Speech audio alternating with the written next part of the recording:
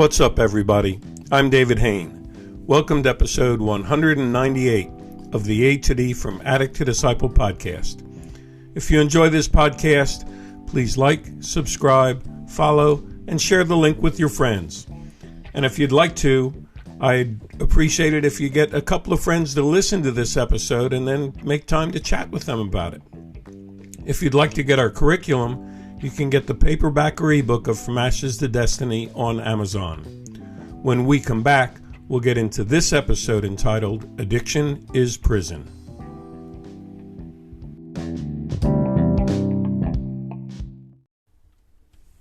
Welcome back to episode 198 of the A to D From Addict to Disciple podcast entitled Addiction is Prison.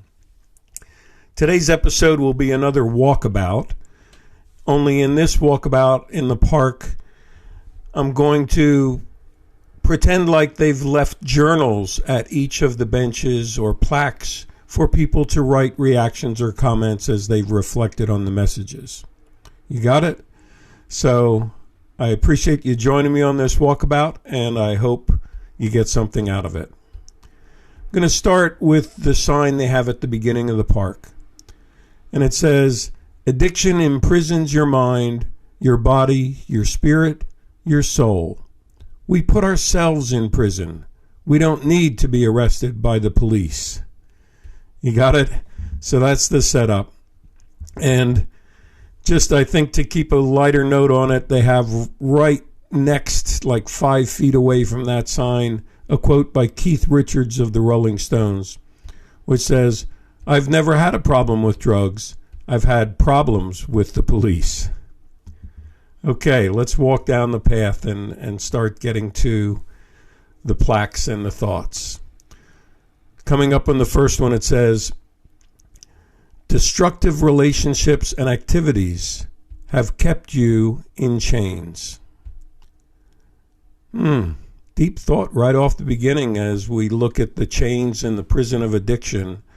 The first thing to reflect on is, what destructive relationships and activities have you been involved in that put you in chains or keeps you in chains? Let me look in the journal. Oh, a couple of questions from other people that I guess they were thinking about. The first one says, "Have you been in a relationship where emotional abuse, gaslighting, jealousy, or disrespect were normal and every day?" I have, and it's awful. Sure, that's deep.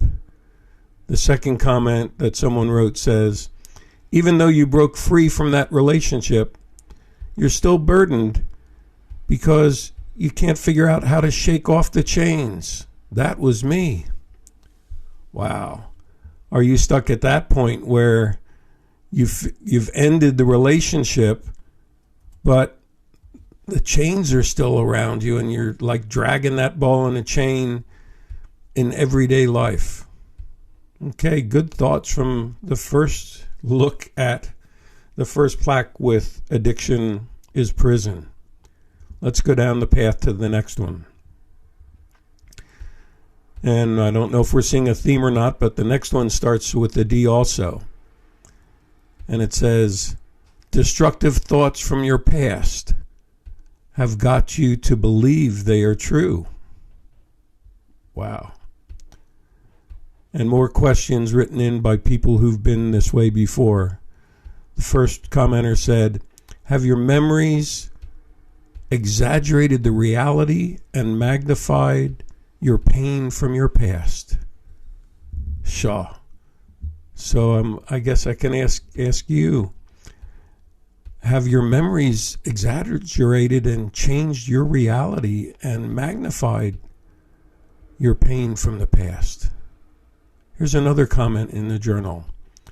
"Have you told yourself and others these stories for so long and always blame shifting as you tell them, that your distorted thoughts have created a victim identity in you?" Wow. If you're living with that victim identity, I guess you can definitely feel the chains of that and how these distorted thoughts from our past can lead us to addiction, to self-medicate. Okay, let's go down to the third one.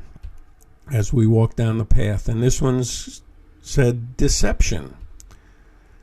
And it's just giving us a definition on the plaque. It says, deception refers to the act, big or small, cruel or kind, of encouraging other people to believe information that is not true. Wow, can you see the shift here? The last one was distorted thoughts that we believe are true. And then the walking in deception, where we encourage other people to believe information that's not true. And here's a couple of comments that people wrote. This one fits me to a T. The first commenter says, I've actually become as deceptive as a master magician. And the audience isn't cheering. Shaw. Here's another comment. Did you start becoming a deceiver in relationships like I did because of a betrayal that you felt in a past relationship?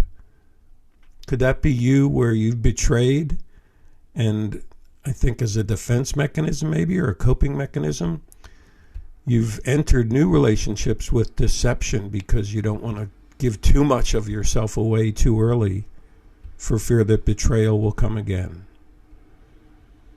Okay, let's go down the path a little bit more. And the next sign says disrespect. Have you been a subject of an attitude of disrespect from family and friends your whole life? Shaw. That's a deep burden to carry if that's you. That's heavy chains, where you felt the attitude of disrespect coming from loved ones your whole life. And here's some comments that other people wrote. First one says, I actually grew up as the black sheep in the family, and it was so oppressive. I feel like a black sheep everywhere I go by everyone around me. And that's my prison. Wow.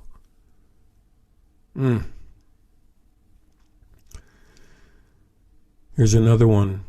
I grew up in a home where children were to be seen and not heard. And as a result, as a grown-up now, I still believe my thoughts and ideas have no value. Wow. Here's a third comment. I actually lost all of my feelings of self-worth and self-respect because of disrespect from people I trusted. Shaw, could that be you? Wow. Deep stuff in this park. Let's travel down to the next sign. And this one's entitled Daunting. And it says, is the thought of recovery and a life without the comfort of your drug of choice too daunting and intimidating that you don't know what to do? Shaw. And here's some comments that people before us have written. First one says, this one hits me to a T. I'm that guy who keeps going in and out of recovery because it's just so intimidating to think of never having that counterfeit comforter to go back to. Never having my drug of choice to help me numb my pain or escape my reality. Wow. Here's another comment that someone wrote. I'm actually afraid to even try recovery again because I don't want the pain of failure. I've seen that pain on loved ones' faces when I let them down. And I feel that pain inside when I've convinced myself that I'm actually going to make it, to where now my daunting thing is the doubt, will I ever be the one to make it? Shaw. Deep stuff. Well, as I walk down towards the exit from this park, I've got a few thoughts bouncing around in me that I'd just like to share with you. If you identified with any of these signs on this walkabout, I want to encourage you to find people who have broken free from the chains. I want you to feel free to find a group, so you can hear how others broke free, whether that group's in person, online, on social media, or by listening to podcasts like this. So reach out and join a group, because that will help you see that you're not alone. And if you are in recovery, I want to encourage you to share your testimony, your story, with people still caught in the chains of addiction or struggling to find recovery that lasts. Because freedom from the imprisonment of addiction is something to share. Remember, there's never a shortage of people asking someone if they want to share in or buy a bag.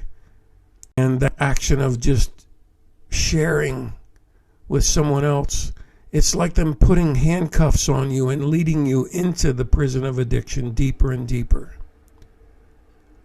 But as someone in recovery, I want to encourage you that you hold the key to unlock those handcuffs. And with that in mind, as I close, I want to leave you with the thought that addiction is the only prison where the locks are on the inside, but we may need help to be able to unlock them. And I want to leave you with a humorous quote from American actor John Hardwick. He said, "Don't do drugs, because if you do drugs, you'll go to prison. And drugs are really expensive in prison." Okay, everybody have a great day.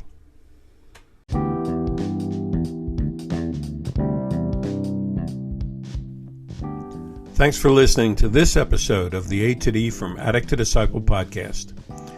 If you were touched by any of this that we talked about, that addiction is prison, I want to encourage you to reach out and join a group.